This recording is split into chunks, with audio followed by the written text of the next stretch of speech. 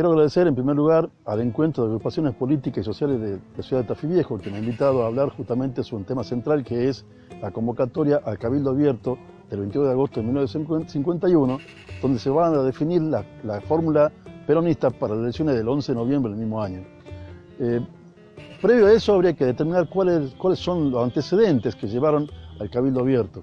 En el orden internacional, recordemos, se había finalizado ya la Segunda Guerra Mundial, empezó la Guerra Fría y el duro enfrentamiento que hasta el año 1991 entre Estados Unidos y la Unión Soviética, lo que en ese periodo de Guerra Fría estos dos países no van a entrar en guerra, pero sí van a generar golpes de Estado, conspiraciones e intervenciones en distintos países, entre ellos la Guerra de Corea, por ejemplo.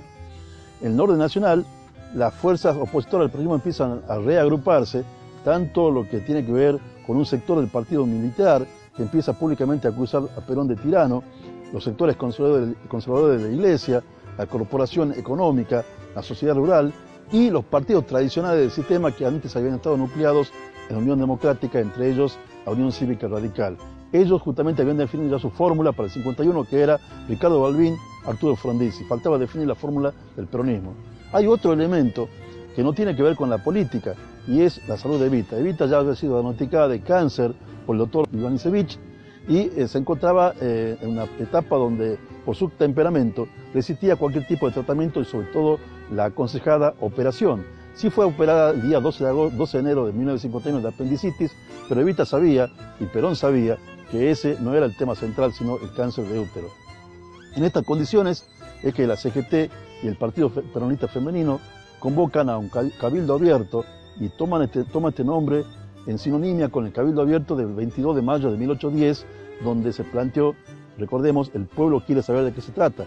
Aquí Evita dijo, el pueblo ya sabe de qué se trata, queremos que siga Perón como presidente de la nación.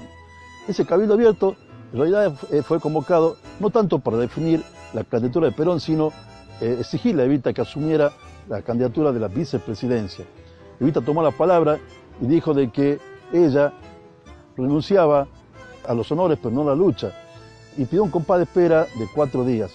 Espejo, presionado por la masa peronista que pedía que Evita se defina, le dice, públicamente toma el micrófono y dice de que le daba 2 horas a Evita para que diera una respuesta.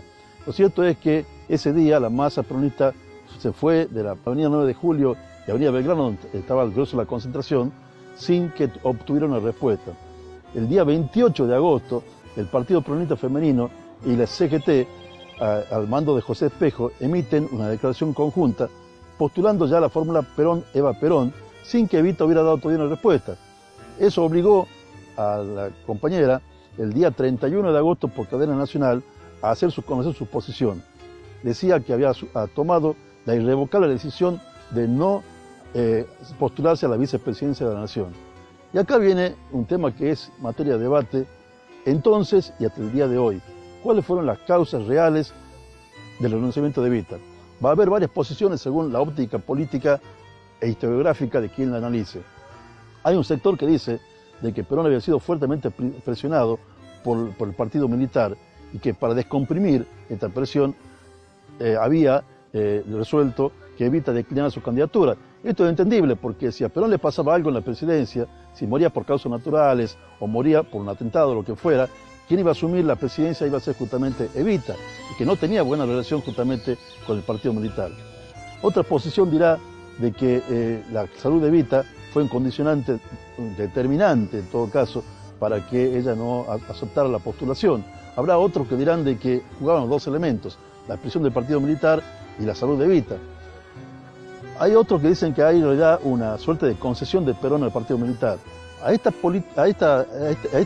posición de la concesión se le opone un artículo que he visto que parece muy interesante de la izquierda no peronista, que sostiene de que en realidad no hubo una concesión, sino que tenía que ver con una cuestión de clases, dicen ellos. O sea, Perón nunca quiso ser la voz de los trabajadores, sino que como buen estratega, y siendo el peronismo un movimiento policlasista, se puso arriba de todos ellos como en suerte de árbitro. Entonces asumir la posición de una de las clases, digamos, de las clases integrantes del peronismo, que era la clase obrera, era asumir la posición de una parte. Esa es la posición que tiene la izquierda no peronista. Lo cierto es de que el renunciamiento de Evita no sirvió en el sentido de de acallar las presiones militares, porque el 28 de septiembre va a haber un intento de golpe a manos del entonces general Benjamín Menéndez, forma parte de la familia Menéndez, que tiene muchos antecedentes golpistas, y más adelante Perón, también condicionado por el partido militar, va a entregar las armas que Evita había comprado al príncipe de Holanda para dárselas a la CGT. De todo modo, yo personalmente activo la posición de que Evita no quería ser vicepresidenta. Esta es una posición que sostiene alguien que estuvo muy cercano a Perón en esos tiempos, que fue el primer diputado nacional, presidente de bancada peronista, Rodolfo Decker, que entonces contaba con apenas 26 años, y la posición que también sostiene en un libro Dardo Cabo, que, bueno, él era en su momento un niño de 10 años, pero su padre Armando Cabo fue uno de los jefes de la CGT de la época, era el tesorero de hecho, cuenta Cabo que su padre le decía que Evita nunca quiso ser vicepresidenta. Yo creo que esta posición es la que más se acerca a la que nosotros tenemos que defender como peronistas, porque de algún modo resalta la calidad de la figura de Evita, de poner delante de toda ambición su compromiso eterno para con la causa peronista y para con los desposeídos, los descamisados que ella decía. Bueno, también quería de algún modo buscar si había algún punto de contacto entre este renunciamiento de Evita y lo que ocurrió hace poco tiempo, cuando la compañera Cristina Fernández de Kirchner tuvo que declinar la candidatura que también pedía el pueblo peronista a la presidencia de la Nación. Bueno, pero creo que por una cuestión estratégica ella dejó de lado esa posibilidad y nominó a Alberto Fernández como candidato.